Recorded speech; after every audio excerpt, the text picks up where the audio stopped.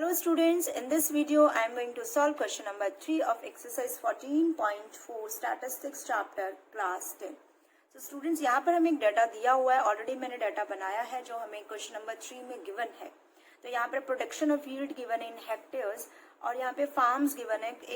मतलब फार्म्स की जो क्वांटिटी है वो 100 है, राइट. तो जो 100 फार्म्स हैं उनकी जो यील्ड प्रोडक्शन है, जैसे 2 फार्म्स हैं उनमें कितनी खेती होती है, कितनी यील्ड होती है, 50 से 55 हेक्टेयर. यहाँ पे यूनिट भी हमें गिवन है ऑलरेडी क्वेश्चन के अंदर. और जो 8 फार्म्स है उनमें कितनी यील्ड होती है, 55 से 60. तो इस तरह से हमें एक डाटा गिवन है और इस डाटा को हमें कन्वर्ट करना है मोर देन ओजाइव में, राइट. तो हमें एक ग्राफिकल रिप्रेजेंट करना है कम्युलेटिव फ्रीक्वेंसी को और डिस्ट्रीब्यूशन को करना है कन्वर्ट मोर देन ओजाइव के अंदर. तो आइए देखते हैं करेंगे ये कैसे क्वेश्चन को सॉल्व. जब भी हमारे पास, मैंने आपको पहले भी बताया है, जब भी आपके पास मोर देन ओजाइव का क्वेश्चन आता है, तो जब भी हमारे पास मोर देन ओजाइव का क्वेश्चन आएगा तो उस क्वेश्चन में हमें स्टूडेंट सबसे पहले ये ध्यान रखना है कि जो भी हम क्या करते हैं वहाँ पर एक्स एक्सिस और वाई एक्सिस से ग्राफ प्लॉट करते हैं. वाई एक्सिस पर तो हम कम्युलेटिव फ्रीक्वेंसी लेते हैं और एक्स एक्सिस पर या तो लोअर लिमिट या अपर लिमिट लेते हैं. तो लोअर लिमिट कब लेंगे, जब मोर देन ओजाइव ग्राफ होगा. तो यहाँ पर लोअर लिमिट होगा एक्स एक्सिस पर, राइट. तो लेस देन ओजाइव में हम अपर लिमिट लेते थे, तो यहाँ पर लोअर लिमिट ही लेंगे. तो ये चीज आपको ध्यान रखनी है सबसे पहले. तो अगर हम लोअर लिमिट लेंगे तो स्टूडेंट्स यहाँ पर लोअर लिमिट क्या है, 50 से 55 में लोअर लिमिट क्या है, 50. तो यहाँ पर हम 50, 55, 60, 65, 70 एंड 75 लेंगे, राइट. और ये वाली वैल्यू को हटा देंगे. तो हमारा पहला स्टेप क्या होगा कि जो हमें प्रोडक्शन ऑफ यील्ड में करना है वो हमें क्या लिखना है, यहाँ पर पहले कॉलम के अंदर यहाँ पर हमें लिखना होगा, मैं आपको बता देती हूँ डिटेल में. हमें लिखना है मोर देन और इक्वल टू, बिकॉज इक्वल भी आएगा और मोर देन तो है ही, तो इक्वल भी आप लिखेंगे. यहाँ पर जो हमारा ग्राफ बनेगा वो हमें लिखना होगा मोर देन, राइट. तो मोर देन तो सब में लिखना ही लिखना है, more than more than more than और मोर देन. और कितना मोर देन, लोअर लिमिट. हमने बताया कि जब भी हमारे पास मोर देन ओजाइव वाला केस होगा तो हमें लोअर लिमिट लेनी है. तो लोअर लिमिट यहाँ पर स्टूडेंट क्या थी, हमने देखी थी 50. उसके बाद जो हमारी लोअर लिमिट थी वो थी 55. फिर थी हमारी जो लोअर लिमिट थी, क्योंकि यहाँ पर 5 का डिफरेंस है, 60, 65, 70 एंड 75. तो ये हमें जो हमारा फर्स्ट कॉलम बनेगा वो ऐसा बनेगा, राइट. तो more than 50, more than 55, more than 60, more than 65, 70 and 75. I hope आपको फर्स्ट कॉलम तो क्लियर हो गया होगा. अब बात करते हैं हम सेकंड कॉलम की. सेकंड कॉलम हमें जो दिया नंबर ऑफ फार्म्स में, तो इसके अकॉर्डिंग अब हम CF निकालेंगे. तो स्टूडेंट जब भी मोर देन ओजाइव केस होगा तो CF हमें बहुत ध्यान से निकालनी है.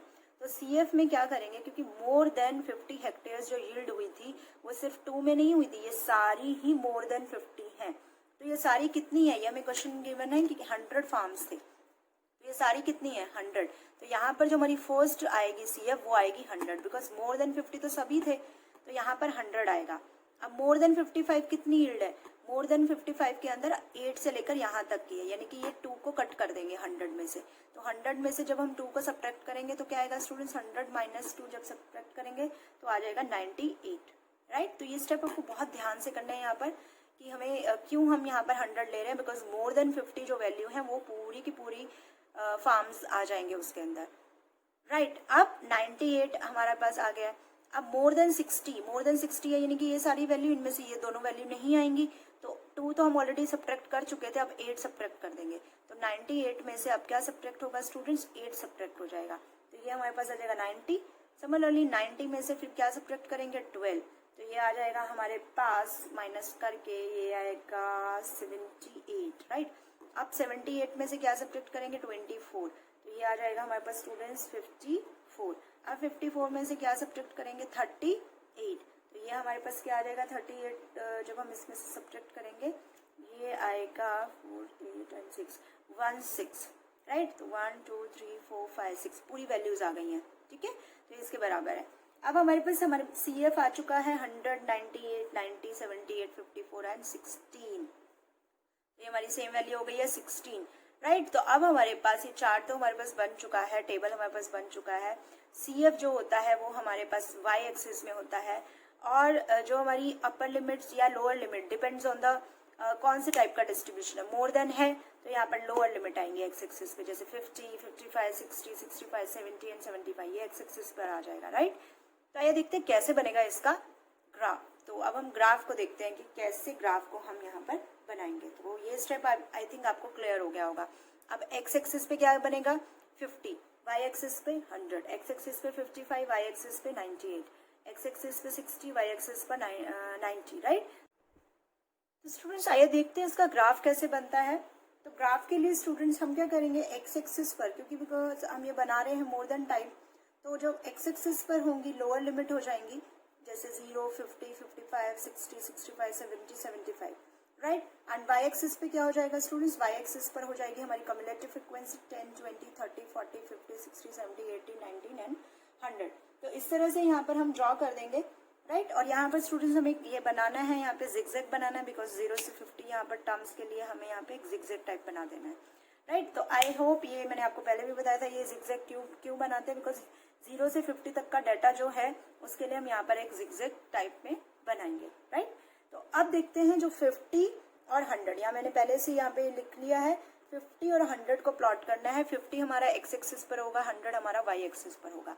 तो 50 हमारे पास चेक कर लीजिए एक्स एक्सिस पर ये है 50, और 100 हमारा कहाँ पे है यहाँ पर, तो यानी यहाँ से 50 और 100 यहाँ पर आएगा, राइट। तो इसको हम डॉटेड में भी ड्रॉ करके रख सकते हैं रेफरेंस के लिए, ताकि आपकी एग्जैक्टली लाइन बने, ठीक है। आपके पास तो स्केल भी होगा तो आप वहां से अच्छे से बना सकते हैं। तो ये हमारा सपोज यहाँ पर लाइन आ जाएगी। फिर अब हम देख लेते हैं 55 और 90 कहाँ होगा। 55 हमारा होगा ये 55 है 98, अब 90 है ये, और 8 होगा कुछ यहाँ पर, क्योंकि ये मिड पॉइंट 5, 6, 7, 8, तो यहाँ पर हमारा आएगा।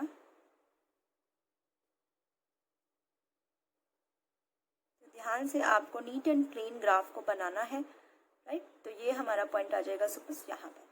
तो ये भी हो गया हमारा, ये भी हो गया। अब 60 और 90 कहाँ होगा स्टूडेंट, 60, 90 देख लेते हैं। तो 60 है हमारा ये और 90 है ये, ठीक है। तो इसको भी ड्रॉ कर लेंगे, हमारा 60 होगा यहाँ। तो ये हमारा पॉइंट आ जाएगा कुछ यहाँ पर। ये भी हो गया। 65 और 78 देख लेते हैं अब। 65 ये है, 78 यानी कि ये 5 है मिड पॉइंट, 6, 7, 8, तो यहाँ आएगा कहीं। मेरी थोड़ी सी लाइन एग्जैक्ट नहीं भी हो सकती है, आपको स्केल यूज करना है, ग्राफ पेपर यूज करना है, तो आपकी एग्जैक्ट वैल्यू आएंगे। तो ये हो जाएगा हमारा 65 एंड 78। अब हम देख लेते हैं 70 एंड 54। तो 70 है ये और 54 यानी कि यहाँ कहीं आएगा। 70 एंड 54, तो ये आ जाएगा स्टूडेंट्स यहाँ वैल्यू। ये भी हो गया। अब 75 एंड 16, 75 ये है एंड 16 कहाँ होगी, यहाँ पर। 16 हमारा वैल्यू आ जाएगा यहाँ पर। स्टूडेंट्स ये बन गए हमारे सारे पॉइंट्स। अब इनको हम फ्री हैंड से मिलाएंगे। मैंने आपको पहले भी बोला है हमें फ्री हैंड से ही मिलाना है। तो देखिए इसको मिला देते हैं हम दूसरे इससे, ताकि आपको अच्छे से क्लियर हो जाए फ्री हैंड से कैसे इसको मीट करेंगे।